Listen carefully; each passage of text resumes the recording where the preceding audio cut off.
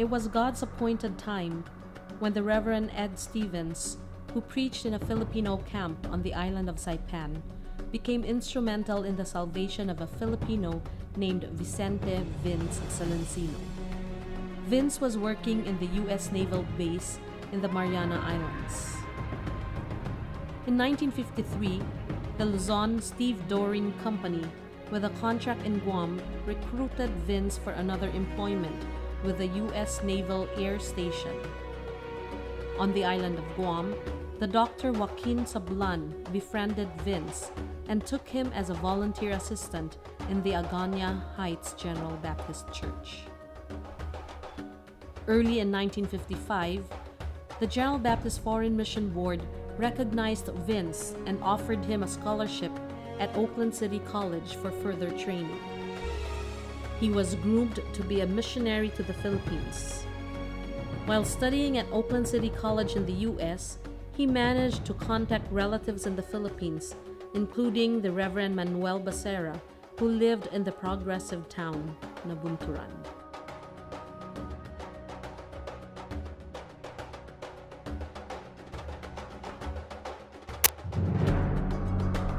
From that time, the Becerra family laid the foundation of the work of the General Baptists in the Philippines, where they contacted close friends and relatives to form the nucleus of some congregations located particularly in the Compostela Valley and Agusan provinces.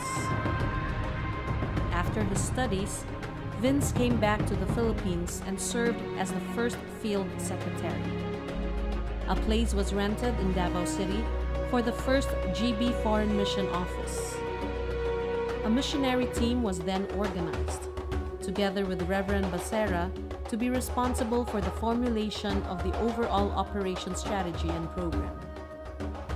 Fortunately, General Baptists started their work when the socio-economic condition was most favorable. The most profitable businesses were logging, hemp, fruit export, and mining. With this conducive atmosphere, they started several preaching stations along the Great Agusan River, the only way for transportation into the area. It was during this time that the main office transferred to a large two-story building at Bangkal, Davao City, which became the first city church, the parsonage, and the main office. It was also then that the General Baptist evangelistic team and church workers became more and more serious about their evangelistic thrust. Respective church workers were temporarily assigned, and the mission work moved even into the impenetrable areas. Among the pioneer General Baptist churches that were established between 1958 to 1961 in the Davao, Agusan, and Compostela Valley areas were Calyawa, Hilltop, Cambanugoy, Nabunturan, Maparat, Compostela, San Miguel, Santa Josefa, Binongahan, Lugong, and Davao City. The work continued to grow and expand in the neighboring towns and provinces. With this was a need for additional workers, so the mission sent some General Baptist youth members to different Bible schools. Finally, in 1965, because of the need for a training school for national church workers, the General Baptist Bible School was opened on Hempesao Boulevard in Davao City with 18 students. The Bible school trained pastors that would continue on with the ministry in the churches already established. Churches and associations were then organized under the umbrella of the General Baptist Church of the Philippines Incorporated.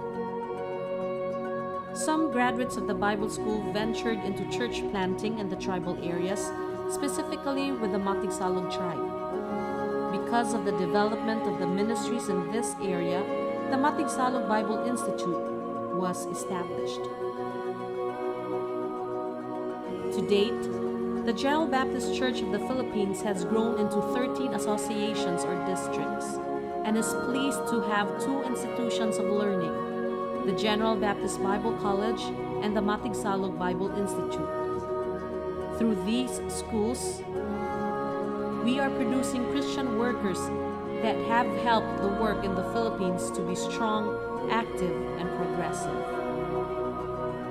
On a naval base where Vince Silencino met Reverend Ed Stevens, and by God's divine providence, the ministry of the Geo Baptist Church in the Philippines began and has continued to make an impact in so many lives in the Philippines and even in some parts of the world.